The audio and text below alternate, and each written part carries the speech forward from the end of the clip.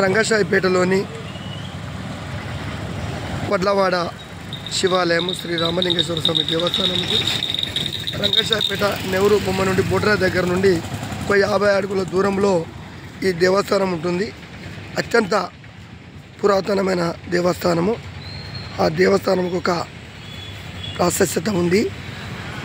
ఇక్కడ ఏదైనా మొక్కుకుంటే తీరుతాయని నానుడి యొక్క అదిగా ఉంది. ఆ పురాతనమైన దేవస్థానమునకు మనం ఇప్పుడు వెళ్తున్నాము. ఆ దేవస్థానాన్ని మంచి అత్యంత వైభవంగా ముస్తాబు చేయడం జరిగినది. ఆ దేవస్థానాన్ని రామలింగేశ్వర స్వామి దేవస్థానాన్ని మీకు ఇప్పుడు వీక్షించబోతున్నారు.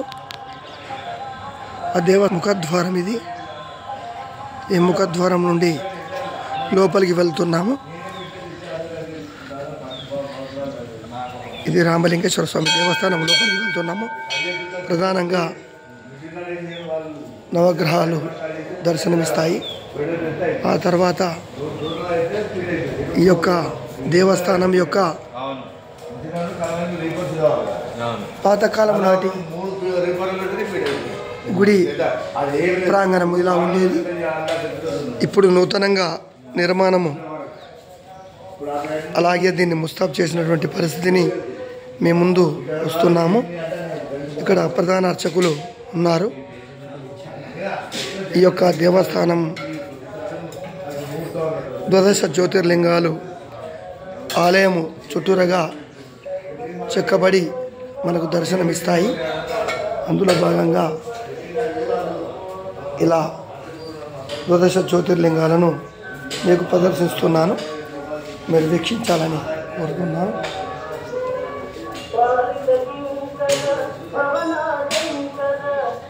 ఆలయ చుట్టూరుగా 12 జ్యోతిర్లింగాలు ఇలా ఉంటాయి.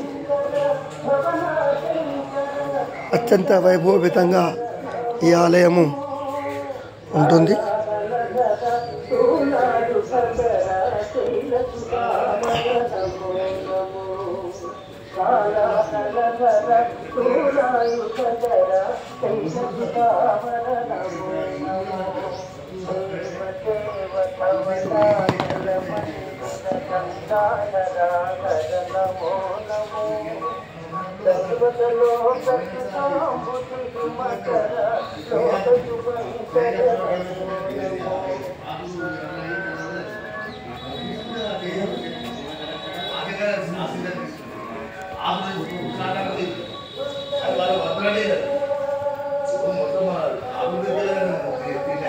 ఈ ఆలయంలోని గర్భాలయంకు మనం వెళ్తున్నాము.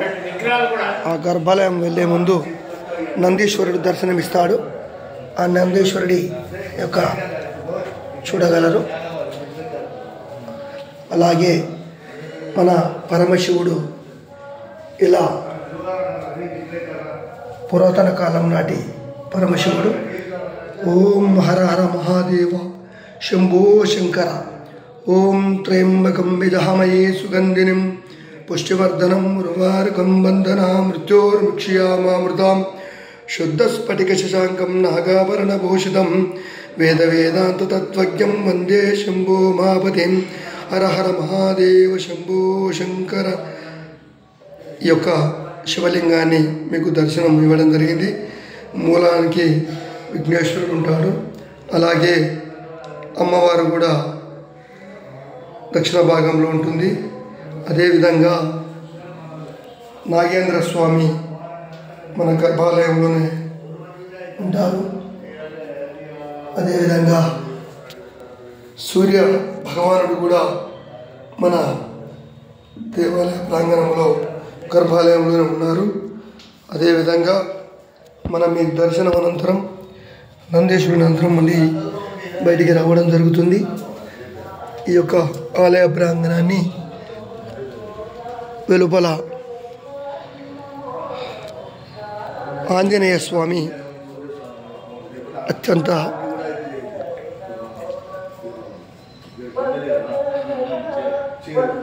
తాడు చూడండి.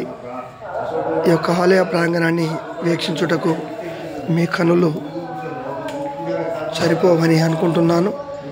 కాబట్టి ఇది రంగశాయపేట రామలింగేశ్వర స్వామి దేవస్థానములకు సంబంధించిన ఆంజనేయ స్వామి, అలాగే ఆలయ ప్రాంగణం యొక్క వీక్షణ. పైన శివుడు కూడా మనకు దర్శనమిస్తాడు.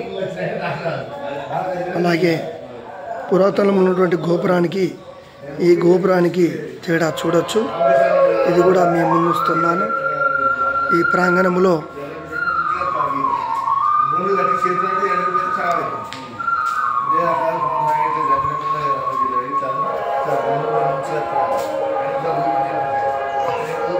తులసి నిత్యము హోమములు జరుగుతాయి.